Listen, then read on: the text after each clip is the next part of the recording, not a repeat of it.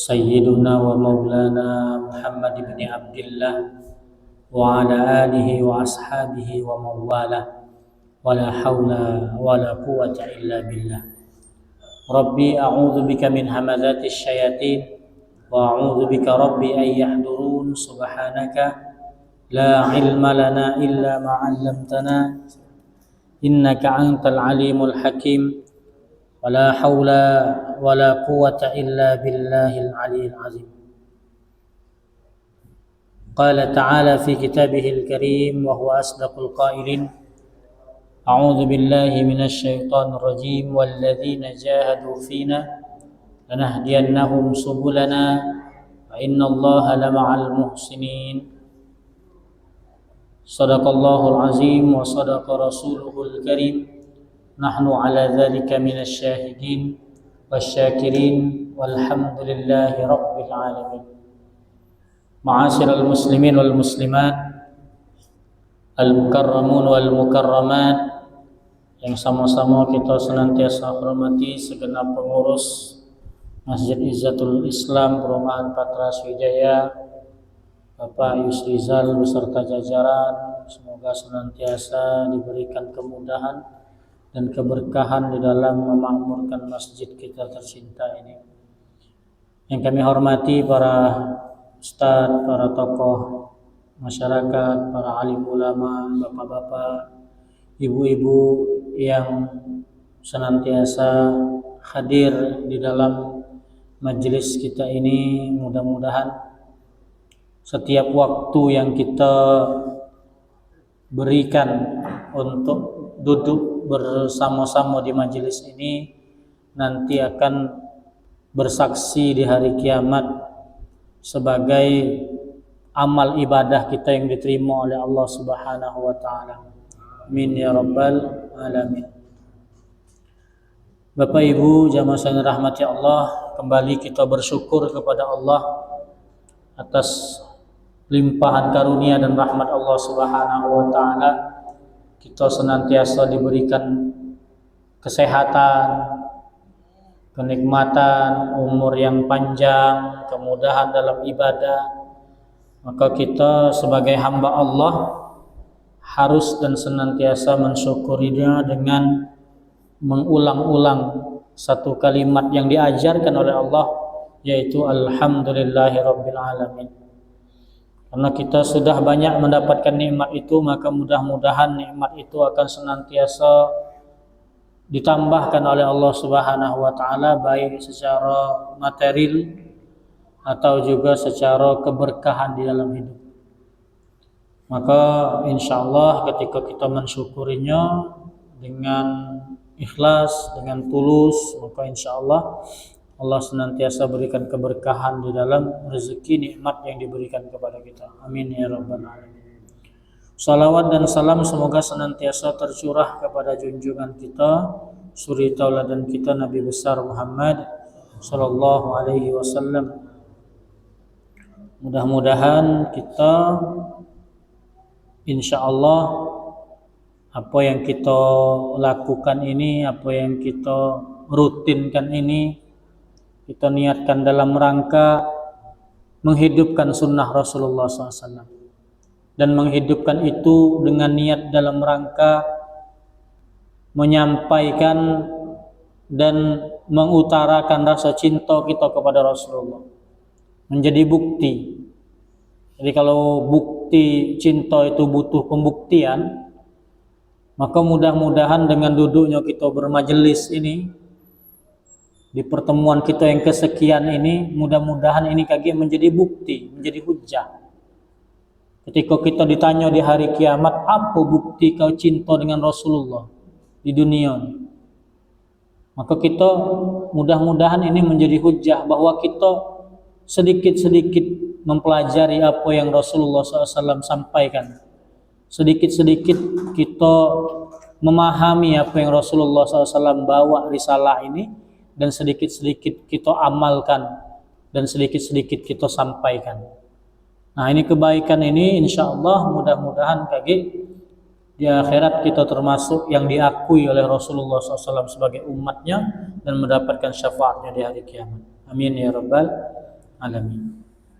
Bapak Ibu jamaah yang dirahmati Allah Subhanahu wa taala, mari kita lanjutkan kajian fikih muamalah kita dengan melafazkan al-basmalah. Bismillahirrahmanirrahim. Adapun di pertemuan sebelumnya sudah kami sampaikan beberapa dalil tentang sedekah atau sedekah. Yang sedekah ini merupakan turunan daripada syariat zakat. Ada intinya sama-sama memberi, tetapi berbeda dalam hukum, substansinya hampir sama, tetapi hukumnya berbeda. Sebagaimana kami sampaikan kemarin, fil istilah, secara istilah, huwa yuzillil mal aw ghairih taqarruban ila Allah Ta'ala min ghairi wujub. Jadi sedekah itu adalah yuzillil mal, pemberian harta, aw ghairih, atau sesuatu yang lain yang bernilai. Jadi harta atau sesuatu yang lain yang bernilai, bisa jadi tenaga, bisa jadi bahkan hadis yang kami sampaikan kemarin itu sesuatu yang hatta sampai senyum itu termasuk sedekah. Sebagaimana kita merujuk ke hadis tabassumuka fi wajhi akhika shadaqatan, senyummu kepada saudaramu itu bagian dari bersedekah. Nah, termasuk pahala sedekah. Jadi memberikan, kalau bahasa bisnisnya benefit, memberikan value, memberikan nilai, memberikan sesuatu yang bermanfaat bagi orang lain. Nah, bermanfaat bagi orang lain, ya, litaqarruban ilallah, dalam rangka mendekatkan diri kepada Allah. Nah, sehingga kali kita akan bahas syarat-syaratnya apa sedekah ini. Karena di dalam definisi pun sedekah ini litaqarruban ilallah, tujuannya itu hanya untuk mendekatkan diri kepada Allah Subhanahu wa taala, bukan dengan tujuan yang lain. Min ghairi wujub, yang dia bukan merupakan kewajiban.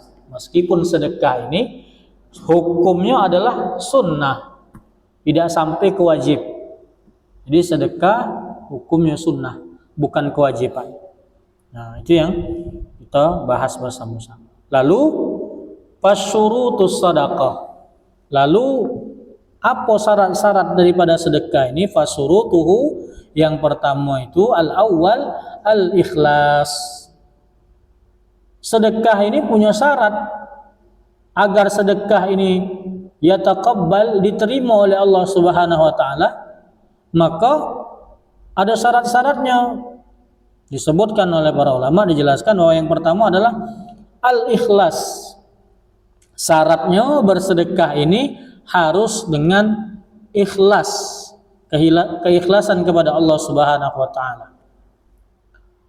Jadi bersedekah, bahkan amalan-amalan yang lain pun, sedekah ini termasuk syarat yang utama. Ikhlas ini syarat yang utama, baik dalam sedekah ataupun amalan yang lain. Bahkan syurutu qubulul ibadah, syarat diterimanya ibadah seseorang itu yang pertama ikhlas. Ikhlas, hanya mengharap ridha Allah Subhanahu wa taala. Tidak ada pamrih di dalam amal tersebut. Maka Allah Subhanahu wa taala berfirman, a'udzubillahi minasyaitonir rajim, wa ma umiru illa liya'budullah mukhlishina lahuddin hunafa'a wa yuqimus salata wa yu'tuz zakah wa dzalika dinul qayyimah. Dan engkau tidak diperintahkan illa liya'budun, kecuali hanya untuk beribadah kepada Allah Subhanahu wa taala, mukhlishina lahuddin, dengan ikhlas di dalam agama ini. Jadi keikhlasan itu menjadi pokok penting di dalam beribadah, apalagi bersedekah. Yang harus dipupuk kita sebagai muslim ini, mana menghadap soleh di dalam kita bersedekah. Di dalam kita bersedekah, maka itu disebut dengan inti, muhul, ruh daripada ibadah itu adalah dengan keikhlasan. Antakuna lillahi ta'ala khalisah la riya'u fiha. Ikhlas di sini kata para ulama dijelaskan antakuna lillah, hanya untuk Allah. Niat bersedekah itu hanya untuk Allah, khalisah, khusus untuk Allah, ikhlas untuk Allah Subhanahu wa taala, la riya'u fiha, tidak ada unsur riya di dalamnya. Tidak ada unsur riya di dalamnya. Namun kita harus menjelaskan bahwa ikhlas ini urusan hati manusia. Manusia yang lain tidak akan bisa menilai keikhlasan wong. Nah, kita kan galak nilai keikhlasan orang lain. Dia tuh tidak perlu ikhlas nih, nginjuk ke masjid tuh. Tidak perlu ikhlas, saya sedekah tuh. Kita tidak baca nilainya, Pak. Ya. Jadi beramal, apalagi bersedekah ini pun dengan ikhlas, tetapi ukuran ikhlas lain. Barometer wong itu ikhlas apa tidak bisa. Oh Ustaz, dia tuh udah ikhlas, ngapo? Dia sedekah diboto. Belum tentu. Dia asal sedekah masuk Facebook, belum tentu dah ikhlas. Dia asal sedekah nak diumumkan nian, belum tentu dah ikhlas. Ibadah itu, sedekah itu bisirri wa alaniyah, dengan sembunyi-sembunyi ataupun diiklankan, diumumkan, boleh. Yang tidak boleh itu tidak ikhlas. Tetapi kalau bersedekah, dia bersedekah, tapi sedekahnya diposting. Alhamdulillah hari ini nginjuk nasi gemuk 50 kotak. Alhamdulillah, mudah-mudahan berkau yang makannya lemah. Ini kan diposting di lab ke pulau kan, di Facebook. Ikhlas apa tidak dia? Kita tidak baca ngukur dia ikhlas atau tidak. Tapi itu boleh atau tidak? Boleh. Bersedekah dengan diumumkan atau zaman main hari diposting, boleh. Alaniyah itu boleh. Diumumkan itu boleh. Apa yang mendasarinya boleh? Yang pertama kata para ulama, ini sebagai syiar dalam agama. Sebagai syiar. Ngapa sebagai syiar? Ini kage akan membuat orang lain termotivasi, terpacu. Jadi berlomba-lomba, fastabiqul khairat. Oh si anu itu ngenjuk nasi kotak 50 ikut. Aku minggu depan 100. Ngapa? Terpacu dalam kebaikan. Sehingga kita tidak bisa menghukumi dia ikhlas atau tidak ikhlas. Karena beribadah atau bersedekah dengan diumumkan boleh. Atau yang kedua kata para ulama, tidak menjadi fitnah. Tidak menjadi fitnah. Misalnya di Patra ini ada orang yang paling kaya nih misalnya. Kaya pokoknya, duitnya banyak lah, miliar-miliaran. Tetapi asal dia bersedekah ke masjid, dia ngomong kepada Pak Yusrizal, Pak tolong Pak, aku kan sedekah 5 juta, tulis be hamba Allah. Jangan ditulis nama aku. Tiap kali asal sedekah hamba Allah, hamba Allah, hamba Allah. Sehingga manusia-manusia ini kan memang lain-lain watak kan. Ada kayak omongan-omongan wong. Omong-omongan antara jamaah, berduit baik, tidak pernah sedekah wong itu. Karena dia tidak menampakkan sedekahnya. Maka boleh jadi di dalam satu keadaan sedekah itu boleh ditampakkan. Agar apa? Pertama menjadi syiar, yang kedua tidak menjadi fitnah. Jadi boleh baik. Ini kalaupun dia sedekah dia ditampakkan, itu tidak menjadi ukuran bahwa dia tidak ikhlas. Pun saat seseorang itu bersedekahnya secara sembunyi-sembunyi, sirri, itu pun ada potensi untuk riyanya, tidak ikhlasnya. Maka di dalam satu pandangan seorang ulama, Imam Sufyan As-Tsauri mengatakan, apa itu ikhlas? Katanya ikhlas itu di antara dua. Seseorang kalau meninggalkan amal karena wong lain, meninggalkan amal itu ditinggalkan gara-gara wong lain, maka itu disebut riya. Melakukan amal karena wong lain, maka itu disebut syirik. Nah, apa bedanya Pak? Ninggalkan amal gara-gara wong.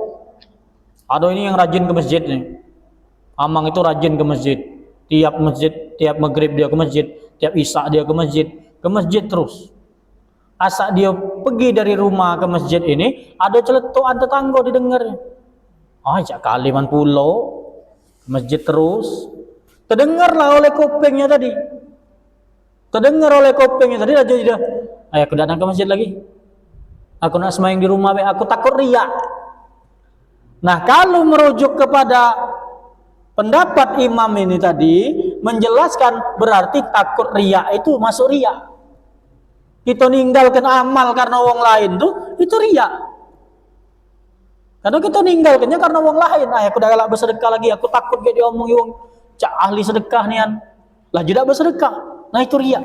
Sedangkan wong yang berbuat amal karena wong lain, berbuat amal, aku pokoknya beramal ini supaya aku ini disebut wong yang ahli sedekah. Pokoknya aku melakukan ini supaya wong lain kagum dengan aku. Aku ngaku ini supaya kagak di patra ini suaraku banyak.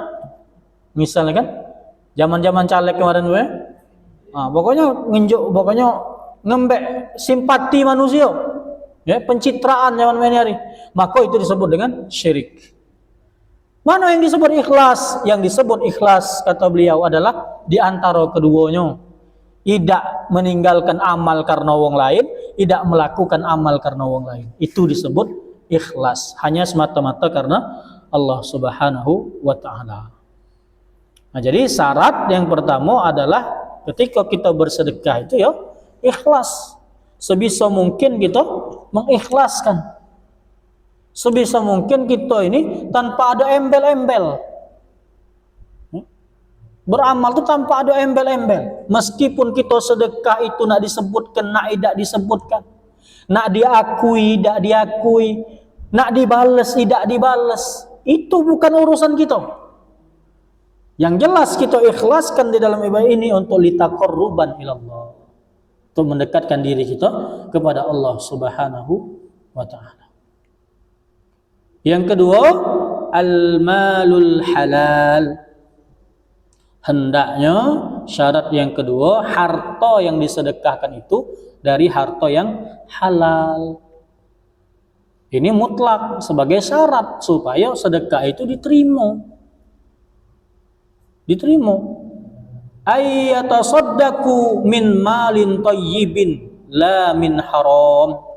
Hendaklah seseorang itu yatasaddaq, bersedekah dengan harta yang baik, yang halal, bukan dengan harta yang haram. Bukan dengan yang haram. Sehingga tidak akan la yuqbal, tidak akan diterima ketika seseorang bersedekah dengan harta yang haram.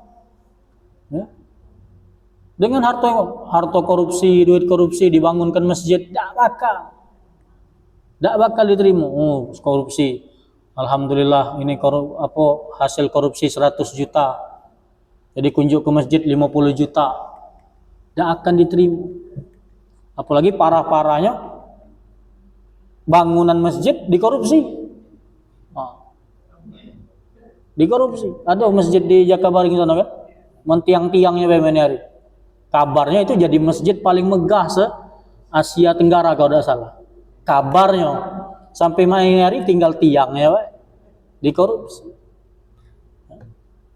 Maka sedekah ini minal malil halal. Mana Ustaz? Di dalam doa kita salat duha itu ada yang disebutkan Allahumma in kana rizqi fil ardi fa akhrijhu wa in kana fis sama fa anzilhu wa in kana ba'idan fa qarribhu wa in kana mu'assiran fayassirhu wa in kana haraman fatahhirhu. Kalau seandainya rezekiku itu haram, maka tolong sucikan. Apa yang mana yang disebut rezeki haram itu? Yang bakal disucikan itu, apakah ketika kita maling duit uang, kita dapat 100 juta, 50 jutanya kita sedekahkan sehingga harta kita jadi suci? Bukan itu maksudnya. Jangan salah kaprah kita di dalam memahaminya. Yang dimaksud ketika ada harta yang mungkin terselip harta haram di dalam diri kita atau keluarga kita, rumah tangga kita itu secara tidak sengaja. Secara tidak sengaja mungkin ada yang samar-samar ketilep oleh kita, tambah oleh kita.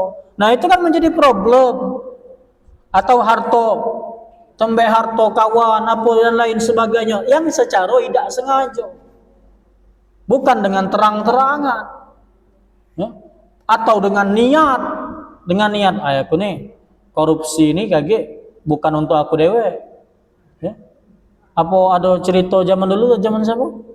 Nah itu, dia maling duit, disedekahkannya ke fakir-fakir miskin. Oh. Tapi duit maling, ya? Robin Hood, ya? Nah, dia ombek duit itu tidak akan menjadi amal, tidak akan menjadi sedekah. Jadi harta itu harus dari harta yang halal. Kita setiap hari nyari nafkah, mungkin ada yang gajinya harian, ada yang gajinya mingguan, ada yang gajinya bulanan. Nah, dari situlah kita tasaddaq, keluarkan sedekah kita itu. Rezeki kita mungkin Allah berikan dari jalan yang tidak pernah kita sangka-sangka. Jangan lupa bahwa kita punya satu tuntutan di dalam agama ini, yaitu mengeluarkan wa ta'ala. Ya, masjid ini tidak akan semegah ini, tidak akan senyaman ini, tidak akan sebagus ini, kajian ini tidak akan berjalan ini kalau tidak ada yang tergerak dari kita ini untuk melakukan sedekah atau kaki berinfak dan lain sebagainya. Sehingga disitulah berjalannya umat ini. Berjalannya umat ini. Maka ada satu zaman di masa Khalifah Umar bin Abdul Aziz, para ulama-ulama sirah menjelaskan bahwa Umar bin Abdul Aziz ini disamakan dengan Khulafaur Rasyidin. Meskipun dia tidak satu zaman. Khulafaur Rasyidin itu Khalifah Abu Bakar, Umar, Utsman, dan Ali bin Abi Thalib. Tapi disamakan dengan Umar bin Abdul Aziz. Umar bin Abdul Aziz. Pada masanya Umar bin Abdul Aziz ini, walaupun memimpinnya tidak lebih dari 2 tahun, kalau tidak lebih dari 2 tahun itu berarti setengah periode tidak sampai kalau meneri. Ya. Tetapi rakyatnya sejahteranya luar biasa. Bahkan ada satu tempat di suatu daerah itu membagikan zakat itu tidak baca. Petugas-petugas zakat yang waktu itu diperintahkan Khalifah Umar bin Abdul Aziz untuk membagikan zakat yang sudah dikumpulkan itu tidak ada yang baca, nerimonya. Saking sejahteranya. Datang ke satu rumah, tok, assalamualaikum, ini ada zakat dari khalifah, dari pemerintah. Oh jangan, kami cukup. Juga sebelah kalau dia galak. Sebelah juga mah itu. Sehingga satu daerah itu tidak ada yang pacak nerimo zakat. Masya Allah. Zaman itu Pak. Zaman main hari, Masya Allah. Ya. Kadang ada yang tumpuk-tumpuk, tetembun-tembun, berebut-rebut zakat. Ya kan? Nah.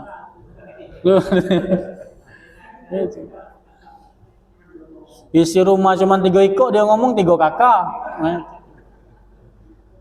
Jadi Masya Allah, kalau memang kesadaran kita di dalam beragama ini, bersedekah, ini memang sebagaimana yang diajarkan oleh Rasulullah SAW, maka ada kesetaraan. Itu pun negara. Kalau negara ini sesuai dengan menjelaskan apa yang sudah dijelaskan oleh Rasulullah, sebagaimana Rasulullah dengan para khalifah ar-rasyidin, khulafa ar-rasyidin itu menjadikan negara itu sebagai naungan bagi rakyatnya, maka insya Allah rakyatnya menjadi manusia-manusia yang sejahtera. Sejahtera. Ini dah dikit-dikit dipajai, dikit-dikit dipajai. Ya. Yang belum ada pajak buat pajak. Aja ngomong ke pemerintah. Dikit-dikit pajak, dikit-dikit pajak. Ya, mana kita kan? Itu. Bukannya sejahtera, tetapi kadang ada kesulitannya. Maka kalau sudah kesadaran zakat, kesadaran bersedekah ini syumul itu artinya menyeluruh, galo-galo.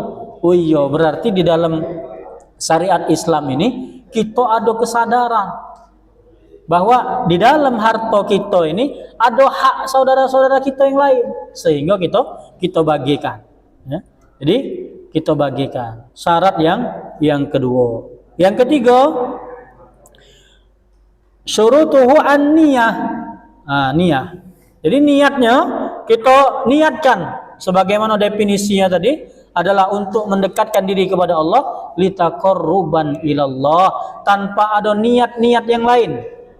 Tanpa ada niat-niat yang lain. Kemudian yang keempat syaratnya alla yutbi'uha al-manna wal adza. Syarat yang keempat di dalam bersedekah setelah ikhlas, kemudian dengan harta yang halal, kemudian dengan niat yang baik untuk mendekatkan diri kepada Allah Subhanahu wa taala, alla yutbi'uha al-manna wal adza. Tidak mengikuti sedekah itu dengan manna wal adza. Manna itu menyebut-nyebut, adza itu menyakiti penerimanya. Kalau sedekah model ini tidak akan mendapatkan keuntungan dari sedekahnya. Ya. Sedekah disebut-sebut. Ya.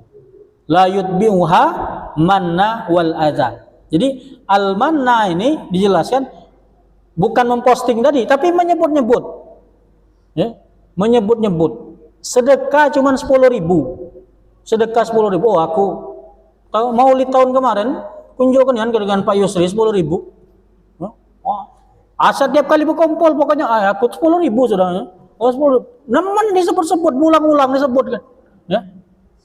Atau nolong wong lain. Oh dia itu mendaku tolong dah sudah saro dia anak beranak nih. Disebut ke tiap kali berkumpul, dia itu bukan oleh aku, dia itu bukan oleh aku, dia itu bukan oleh disebut-sebutnya terus sedekah tadi, kebaikan tadi. Maka tidak akan menjadi sedekah yang diterima. Ya. Cukuplah ketika kita bersedekah itu, cukup kita niatkan karena Allah dengan ikhlas, dengan harta yang halal, tanpa kita sebut-sebut, selesai. Kadang kan uang yang nak disebut-sebut itu kan karena pengen disebut orang lain.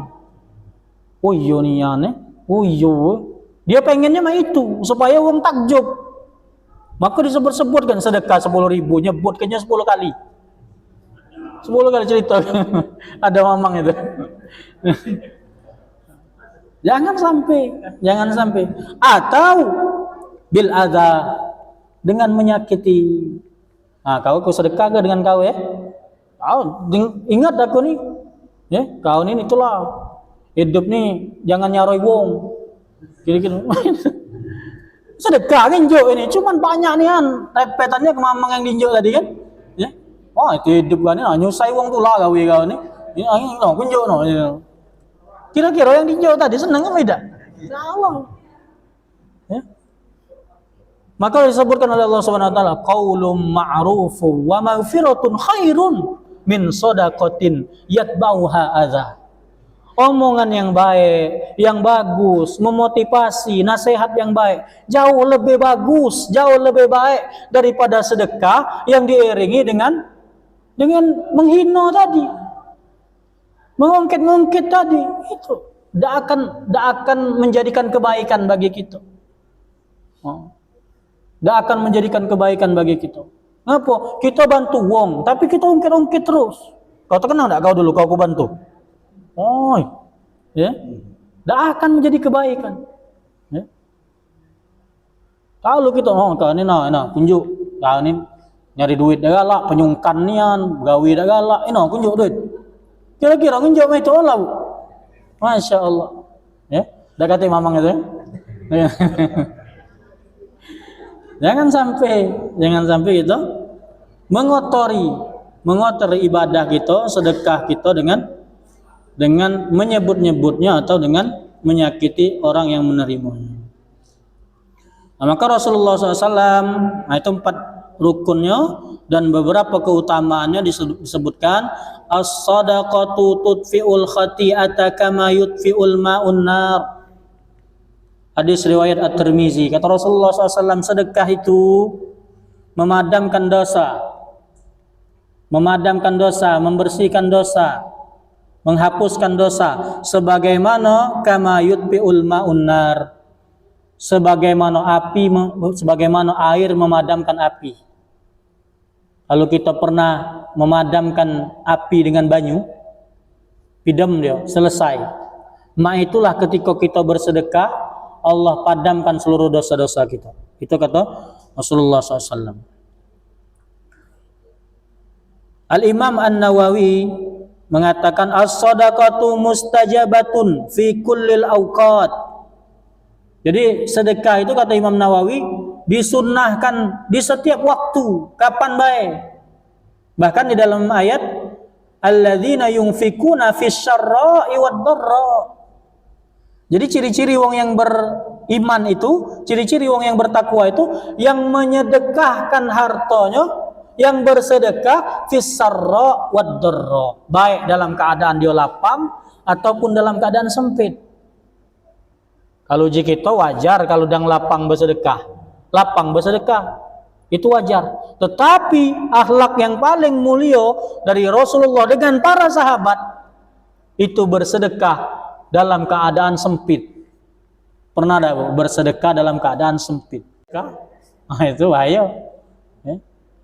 Dalam keadaan sempit pun kita bersedekah. Wa ta'akkadu fi ba'dil ahwal, dan lebih dianjurkan dalam ba'dil ahwal, beberapa keadaan tertentu. Misalnya di bulan Ramadan, puasa, ketika bulan puasa itu kita sedekah itu dilipat gandakan oleh Allah SWT. Kal hajjatus tasdidah, atau dalam keadaan yang mendesak, au auqatil fadail ka Ramadan, atau waktu-waktu yang memiliki fadilah, keutamaan seperti Ramadan. Bahkan di dalam kitab Nasaihul Ibad dijelaskan, ini dijelaskan bahwa sedekah ini pun pahalanya, keutamaannya ada tingkatan-tingkatan, Pak. Jadi pahalanya ada tingkatan. Yang pertama dijelaskan bahwa sedekah itu dikalikan 10 kali. Sedekah sikok dikalikan 10. Kapan itu? Innama ajrus shadaqah was thawabi bimiqdari ma sara'u al-mar'u fi dhilli niyatihi. Dalam konteks bahwa seorang itu akan mendapatkan balasan daripada sedekahnya seberapa ikhlas dia bersedekah. Pahala 10 kali itu akan diberikan kepadanya. Saat kapan? Saat memberikan kepada wong yang sehat fisiknya, wong yang gagah, bahkan wong yang berduit, kita bersedekah kepada dia. Misalnya malam hari ini ada yang bersedekah banyu minum ini misalnya, ada yang bersedekah yang lain misalnya bersedekah, diniatkan bersedekah untuk majelis ini, bersedekah untuk kita galo-galo, maka dikalikan 10. Meskipun yang dinjuk sedekah tadi, kita ini kan badan sehat-sehat ini, fisik ini berduit mungkin ya, tapi dapat pahalanya berapa? 10 kali lipat. 10 kali. Misalnya kita sedekah sikok ini 500 rupiah dikalikan 10. Itu di dalam kitab Nasaihul Ibad. Kemudian tingkatan yang kedua, sedekah itu dikalikan 90 kali. Sedekah kepada siapa? Sedekah kepada wong yang tunanetra. Hadisnya min asabi bi'aini fanidhuru wa madza taf'alun. Jadi jika Allah Subhanahu wa taala menyebut penglihatan seseorang, tidak ada balasan kecuali layaknya surga. Maka ketika kita berbuat baik kepada wong yang mohon maaf tidak bisa melihat, maka itu dijelaskan dikalikan 90 kali. 90 kali. Tunjuk ayat. mamang kita itu, kawan kita itu, tetangga kita itu, dia mungkin tidak seberuntung kita kalau ukuran dunia. Kalau ukuran dunia mungkin tidak seberuntung kita. Kita unjuk dia 10.000, maka dijelaskan pahalanya bisa dikalikan sampai 90 kali. 10.000 dikalikan 90 banyak sudah itu. Pahalanya. Pahalanya. Kemudian tingkatan ketiga dijelaskan sedekah itu bisa dikalikan 900. 10, 90 bisa dikalikan 900. Sedekah kepada siapa? Maka Rasulullah SAW bersabda, inna shadaqata 'alal muqarrabi khairun minal ibadah. Kepada siapa sedekah itu bisa dikalikan sampai 900? Muqarrab, kerabat dekat, dulur, keluarga. Nah ini harus jadi perhatian bagi kita. Ya, kadang-kadang kita nemelah sedekah kepada orang lain. Bahkan ketika ditanya itu sedekah mana yang paling afdal? Ila taqarruban dulu. Yang paling dekat dengan kita. Ya. Yang paling dekat dengan kita, keluarga kita, adik kita, mamang kita, bibi kita. Ya. Yang dekat-dekat dengan kita dulu. Itu menjadi prioritas. Bahkan pahalanya bisa 900 kali. Kemudian yang keempat, tingkatan yang puncaknya lagi, as-shadaqatu ilal walidain. Qala Allah Ta'ala fi kitabil karim, wa wassaynal insana biwalidayhi.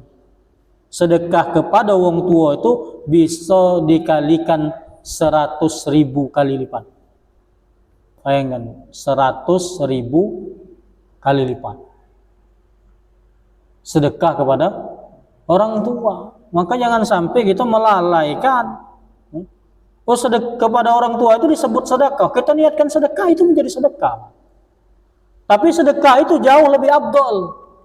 Ketika orang lain, jangan sampai kita berbuat baik, bersedekah kepada orang lain, kita memberikan harta kita kepada orang lain, tetapi kita melalaikan wong tua kita. Padahal wong tua inilah yang paling harus kita berikan kebaikan untuk dia. Karena sudah banyak kebaikan-kebaikan yang dia berikan kepada kita, anak-anaknya. Wong tua itu kalau kepada anak, segalanya diberikan. Tidak ada hitung-hitungan. Hartonya, waktunya, tenaganya, apapun agar anaknya sukses, dia berikan. Maka kita sebagai anak seharusnya menjadi manusia yang paling tahu diri. Hebatnya kita hari ini, kita punya pangkat, kita punya jabatan, kita punya harta, kita punya mobil mewah, kita punya rumah, kita punya nama, kita dipandang wong terhormat. Siapa yang membuat kita itu? Wong tua. Wong tua lah yang membuat kita itu. Maka jangan sampai kita menelantarkannya. Maka sedekah kepada wong tua bisa jadi, di dalam kitab ini dijelaskan, bisa dikalikan 100.000 kali lipat. Kemudian tingkatannya yang selanjutnya adalah man a'tal alim faqad a'ta Allah. Sedekah kepada ulama, sedekah kepada guru-guru, kepada ustaz-ustaz, guru-guru ngaji. Guru-guru ngaji mungkin yang mungkin dia tidak mampu. Kalau ustaz-ustaz ini mampu kalau caknya mampu. Yang mungkin tidak mampu, Pak. Yang mungkin kita nih tidak kita anggap. Yang padahal dia sudah ngajari alif, ba, ta, sa kepada anak-anak kita. Anak-anak kita sudah mahir ngaji, sudah baca ngapal Quran. Ya, sudah baca ngapal Quran. Itulah yang harus kita angkat derajatnya. Jangan kita lupakan. Jangan kita lupakan. Ini ngaji, no, ngaji. Ngajilah yang tuh, diantar ke ngaji. Berbulan-bulan diantar ke ngaji. Dak kate nih omongannya dengan jangan sampai. Ya, jangan sampai, Pak. Maka kita ikram, muliakan para ustaz, para ulama. Bapak Ibu yang dirahmati Allah Subhanahu wa taala, itu beberapa keutamaan dan syarat-syarat di dalam bersedekah yang mudah-mudahan kita bisa sedikit-sedikit mengamalkannya dan sedikit-sedikit menjadikan kita bisa untuk terus-menerus istiqomah untuk mengamalkan dan memahami ajaran-ajaran yang dibawa oleh Rasulullah SAW di dalam bersedekah ini. Dan insya Allah nanti kita lanjutkan tentang infak dan juga wakaf dan juga hibah. Wallahu alam bisawab. Mudah-mudahan bermanfaat. Mohon maaf atas segala kekurangan. Kepada Allah kami mohon ampun. Billahi fi sabilil haq fastabiqul khairat. Wassalamualaikum warahmatullahi wabarakatuh.